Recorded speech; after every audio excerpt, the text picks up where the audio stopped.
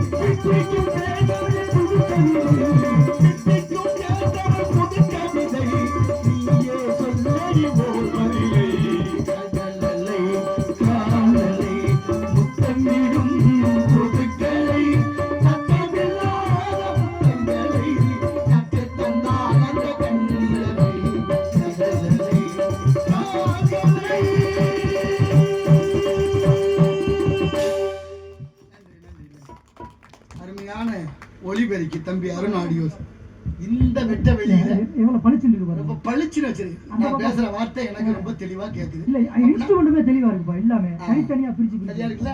வாழ்க பல்லாண்டு. அந்த முத்து மாதிரி உங்களுக்கு நீண்ட ஆயுளும் தேக ஆரோக்கியம் நிறை செல்வமும் உங்களுக்கு கொடுக்கட்டும். அதை உட்கார்ந்து விருப்பத்தோட உட்கார்ந்து சில பேருக்கு சொல்ல முடியாது. எத்தனை தடவை கூப்பிட்டாலும் மன வருத்தப்படாம இருந்து பார்த்து நம்ம எதுவுமே சொல்லலை. இப்ப ஏன்னா அவர் சரியா வச்சிருக்கிறார். சரியா இல்லைன்னா தானே பேச போறோம். சரியா இருக்கும்போது எதுக்கு பேச போறோம்? அதனால வாழ்க பல்லாண்டு. அதுக்கு தகுந்த மாதிரி நீங்க எல்லாரும் ரொம்ப அற்புதமா இருக்கு வாசிக்கிறது. என் மையன் மோகன்தாஸ், மைத்துனர் கண்ணு என்ன காதுதான் கேட்க பாட்டு நல்லா பாடுவீங்க. கோச்சுக்காதி ரொம்ப கோவப்படுறது. அது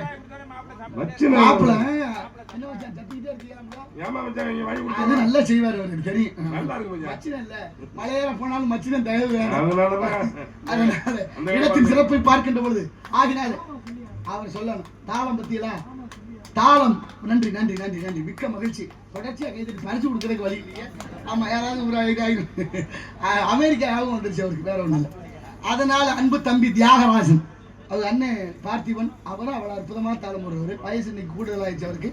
இருந்தாலும் நடந்து போயிட்டே இருக்காரு. தம்பி புதுக்கோட்டையில தம்பி ஒரு ஆள், பழைய கலைஞர்கள் வேல்கண்ணே. அந்த தெளிவு பளிச்சுன்னு இருக்கான்னு தாளம். தாளம் சின்ன பொருள் தான். சுதி மாதா லயம் பிதா, ஹார்மோனிய பட்டி அம்மா,